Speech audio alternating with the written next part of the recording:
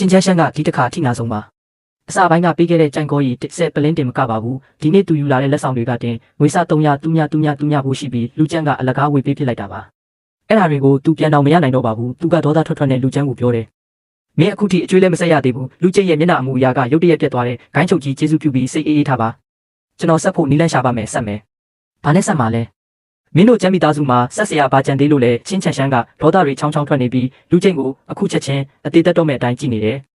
ချင်းချန်ရှမ်းဒေါသတကြီးဖြစ်နေတာကိုမြင်တော့မှလူကျန်းကကိုဆင်းရှိတဲ့ဝိညာဉ်အမြင့်မရှိရင်ချင်းမိသားစုအတွက်ဘာမှမဟုတ်တော့ဘူးဆိုတာသဘောပေါက်သွားတယ်သူအရန်ကြောက်သွားပြီးဘာတခုမှမပြောရဲတော့ပဲလူရင်းရွှင်ရဲ့နောက်မှာပုံနေမိတယ်နောက်3ရက်အတွင်းငွေတွေစုပြီးပြန်ဆက်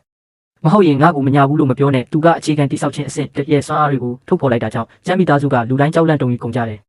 သူထွက်သွားပြီးနောက်မှာတော့ကြမ်းကြမ်းရာကလူချင်းကိုရန်မျိုးတွေနဲ့စိုက်ကြည့်လိုက်တယ်မင်းကတော့ဖြတ်သမားပဲထွက်သွားစမ်းကျမ်းမိသားစုမှာမင်းလိုကျေးဇူးကမ်းတဲ့သူအတွက်နေရာမရှိဘူးတကယ်လို့ကြိတ်အားကိုနှင်ထုတ်မယ်ဆိုရင်ကျမကိုပါတခါတည်းနှင်ထုတ်လိုက်ပါဒီကျွေးတွေကိုကျမ်းမိသားစုကခံရစေချင်တာလားငွေစင်3သိန်းတောင်လေတမိသားစုလုံးဘာမှမကြမ်းပဲကုန်သွားလိမ့်မယ်လျိုရေးရွှေရဲ့စကားတွေကပြတ်သားပေမဲ့ကြိတ်အားကိုတော့အကာအကွယ်ပေးချင်နေတော့မှာပဲဒါကြိတ်အားအဖြစ်မဟုတ်ဘူးဒါတွေအကုန်လုံးကလင်းဖန်ကြောင်းဖြစ်တာသူတာဘေးအိမ်ကနေကံမကောင်းတာတွေယူမလာရင်ကြိတ်အားလဲကိုယ်စင်ဝိညာဉ်အမြင့်ရှိတယ်ဆိုပြီးမှားယွင်းယူဆမှာမဟုတ်ဘူးကြမ်းကြက်ရာကတော့တရားမျှတတဲ့စကားကိုပဲပြောလိုက်တယ်ဒါတော့မှဒါဟာလူချင်းကိုယ်တိုင်လုပ်ခဲ့တဲ့ကိစ္စပဲဒီအကျွေးကိုသူကိုယ်တိုင်ဆက်ရမယ်သူ့ရဲ့ကြည်ကြတာတွေကအလုံးမဖြစ်တာကိုမြင်တော့လျိုရင်းရှင်ကကျွန်တော်ဘက်ကိုဒေါသတွေလှည့်လာတယ်စောစောကလူချင်းအတွက်ဘာလို့ဝင်မပြောပေးတာလဲမင်းသားကူညီခဲ့ရင်အခြေအနေတွေဒီလောက်အထိဆိုးရွားလာမှာမဟုတ်ဘူးကျန်းယူရွှေလဲဒေါသထွက်သွားတယ်အန်တီဒါကတော့လွန်သွားပြီနော်လူချင်းကရှောင်းဖန်ကိုအကွက်ချပြီးအနိုင်ကျင့်ခဲ့တာရှင်းနေတာပဲလေအခုတော့သူကပဲအပြစ်ပြောခံနေရတာလားအခန့်နေတာလားမင်းတို့နှစ်ယောက်ကတရားဝင်လက်ထက်ရသေးတာမဟုတ်ဘူးလင်းဖန်နောက်3ရက်အတွင်းတောင်းရမ်းတဲ့လက်ဖွဲ့ပစ္စည်းတွေကိုလာပို့ပါငါသဘောမကျရင်တော့ဒီမင်္ဂလာပွဲကိုဖျက်လိုက်မယ်ကျန်းယူရွှေရဲ့မျက်နှာဖြူဖြောသွားတယ်ကျွန်တော်သူ့လက်ကိုကင်ပြီးနှစ်သိမ့်ပေးလိုက်တယ်လို့တခြားတစ်ဖက်ကလည်းစာရေးလိုက်ပါတယ်တကယ်လို့လက်ဖွဲ့ပစ္စည်းတွေကအန်တီကိုစိတ်ကြည်နှက်စေတယ်ဆိုရင်အန်တီရဲ့ပါဇက်ကိုနောက်ပိတ်ထားရမယ်။ရိုးရင်းရွှန်ကိုကျွန်တော်တီးခံလာတာကြပါပြီ။သူကလူချင်းကိုအလိုလိုက်ပြီးကျန်းယူရွှေကိုအမြဲနှိပ်စက်နေတာပါ။ဒီတစ်ခါတော့ကျွန်တော်တို့ရဲ့လက်ထက်ပွဲမှာသူဘယ်တော့မှထပ်ပြီးဝင်မရှုံနိုင်အောင်လုပ်ပါမယ်။ရိုးရင်းရွှန်ရဲ့မျက်လုံးတွေကကြောက်စရာကောင်းအောင်ပြောင်းလဲသွားတယ်ကောင်းပြီလေ။မင်းသားငါကိုစိတ်ကြည်နှက်စေမဲ့ပစ္စည်းတွေပေးနိုင်ရင်ငါနောက်ထပ်ဘယ်တော့မှဝင်မရှုံတော့ဘူး။ဒါပေမဲ့မှတ်ထားဦး။ဒါဟာငါ့ကိုစိတ်ကြည်နှက်စေရမယ်နော်။ဒါဆိုရင်တော့ငြိမ်နေဖို့ပဲပြင်ထားလိုက်ပါတော့။ရိုးရင်းရွှန်ကဒေါသတကြီးနဲ့ထွက်သွားတယ်။ကျန်းရာကကျွန်တော်ကိုကြည့်ပြီးအထင်ကြီးသွားပုံရပါတယ်မင်းမှာတတိရှိတာပဲကောင်းလေကျွန်တော်ကျန်းယူရွှေကိုရဲရဲဝံ့ဝံ့ကာကွယ်ပေးတာကိုမြင်တော့သူဖခင်တယောက်အနေနဲ့စိတ်သက်သာရသွားတယ်လူတွေလူစုခွဲသွားပြီးနောက်မှာတော့စိတ်ပူနေတဲ့ကျန်းယူရွှေကကျွန်တော်နောက်ကိုအခန်းထဲထိလိုက်လာတယ်ရှောင်းဖန်းမင်းသဘောမတူလိုက်တင်ဘူးအန်တီကဘာလို့စိတ်ကြည်နဲ့စရာလက်ဖွဲ့ပစ္စည်းတွေကိုတောင်းနေဆိုတာသိလားနောက်3ရက်ဆိုတဲ့တတ်မှတ်ချက်ကတိုက်ဆိုင်မှုမဟုတ်ဘူးကျွန်တော်ပြောလိုက်တယ်သိတာကောသူကတူရဲ့ပြဿနာတွေကိုရှင်းဖို့အတွက်ငွေမြောက်များလိုချင်နေတာလေလက်ဖက်ပစ္စည်းတန်ဖိုးက3သိန်းထက်ကျော်လွန်နေသေးတော့လူချင်းအတွက်နဲ့သူတာကိုလက်ခံရမှာပဲကျန်းယူရွှေကကျွန်တော်ကိုခက်နောက်လေးတွန်းလိုက်တယ်တိရတာနဲ့သဘောတူလိုက်တာလားအဲ့ဒါ3သိန်းတောင်လေအဲ့ဒီလောက်ငွေတွေကိုဘဲကသွားရှာမှာလဲကျွန်တော်ပကုံးတွန်းပြပြီးတူလေးပြောလိုက်တယ်ဒီမျိုးကဘမ်းမတော်ကိုစီမှာရှိတဲ့လောက်ငွေရှိမှာမဟုတ်ဘူးသူ့ကိုဂုံတိတ်ခါရှိလက်ထက်ယူမယ်လို့ကျွန်တော်ကတိပေးထားပြီးသားပါဒါကြောင့်လျိုရင်းရွှန်မတောင်းဆိုရင်တောင်ခန်းထားတဲ့လက်ဖက်ပစ္စည်းတွေကိုကျွန်တော်ပြင်ဆင်ထားပြီးသားပါညရောက်လာတယ်ကျန်းယူရွှေထွက်သွားပြီးနောက်မှာတော့ကျွန်တော်ဝိညာဉ်စွမ်းအားမြင့်အရေးကိုစတင်ထုတ်ဖော်ပါတယ်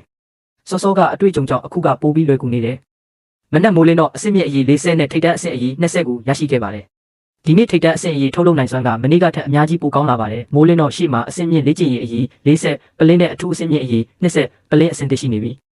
အထူးအဆင့်မြင့်အရေးရဲ့ထိရောက်မှုကမနေ့ကထက်ပိုကောင်းလာတယ်အဆင့်မြင့်အရေးတွေကိုချန်ပီသားစုစီရောင်းလိုက်ရင်ငွေစင်4သိန်းရမှာဖြစ်ပြီးအရင်ရှိထားတဲ့9သိန်းနဲ့ပေါင်းရင်စုစုပေါင်းငွေစင်9သိန်းတောင်ဖြစ်သွားပြီးအပြင်ထွက်ဖို့ပြင်နေတော့ကျန်းယူရွှေကပြုံးရွှင်ပြီးပြောလာတယ်ရှောင်းဖန်ချန်စစ်လင်ကငါ့ကိုသူ့အိမ်ကိုဧည့်သည်ဖြစ်ဖိတ်ထားတဲ့နင့်ကိုလည်းတခါတည်းခေါ်ခဲ့ဖို့ပြောတယ်ငါနဲ့သူကတငယ်ချင်းအရင်တွေဆိုတော့ဒီတခါတောင်းရလက်ဆောင်ကိစ္စကိုသူ့ကိုအကူအညီတောင်းကြည့်မလို့သူကခိတ္တရက်ပြီးအလေးနဲ့ဆက်ပြောတယ်ခဏနေကြရင်သူ့ကိုတွေ့ရင်တေချာလေးပြုမှုနေထိုင်တော့သူကငါတို့အတွက်တခုလေးတော့မျှော်လင့်ချက်ဖြစ်နိုင်တယ်တေချာပြုမှုနေထိုင်ရမယ်ဆိုတာအစင်းမြင့်လေ့ကျင့်ရေးအရေးတွေပိုချက်ပေးရမှာကိုပြောတာလားကျမပြုံးလိုက်ပြီးနှာခေါင်းကိုပုတ်ကသူ့နောက်ကနေချမ်းမီသားစုစီလိုက်လာခဲ့တယ်ရင်ခွင်ထဲကလေးလံနေတဲ့လေ့ကျင့်ရေးအရေးတွေကိုပိုက်ပြီးဧည့်သည်သွားလို့မဖြစ်တာကြောင့်အရင်ဆုံးသွားရောက်လိုက်တာကပိုကောင်းမယ်ချမ်းမီသားစုအိမ်ရှိရောက်ခါနီမှာကျမကပြောလိုက်တယ်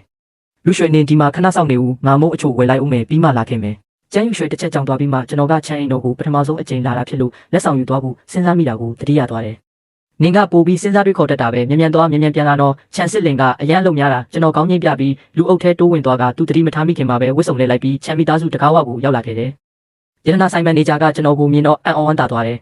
စီနီယာဘာလို့ဒီလောက်စောစောရောက်လာတာလဲမနေ့ညကတည်းကအဆင့်မြင့်လေ့ကျင့်ရေးအရေးတွေကိုဝယ်ချင်တဲ့သူတွေအများကြီးပဲအချို့ကဈေးနှစ်ဆတောင်ပေးကြတယ်စီနီယာကြွပါကျွန်တော်တခင်မလေးစီခေါ်သွားပေးပါမယ် ချန်အိမ်တော်နောက်ဖေးမှာချန်စစ်လင်ကစိတ်မငြိမ်တာတွေကိုပြေးရော့သွားအောင်ဓာတိုင်းလေ့ကျင့်နေတယ်။တညလုံးစဉ်းစားခဲ့ပေမဲ့သူဆုံးဖြတ်ချက်မချနိုင်သေးဘူး။တခင်မလေးစီနီယာကလေ့ကျင့်ရေးအကြီးတွေလာပို့ပေးတယ်ဗျာ။ချန်စစ်လင်အံ့ဩသွားပြီးလုံခြုံအောင်ဝစ်ဆင်ထားတဲ့လှုပ်ဝက်ဝိညာဉ်စရာကိုမြင်လိုက်ရတော့ဝမ်းသာသွားတယ်။သူကဂရိတီလုံးနဲ့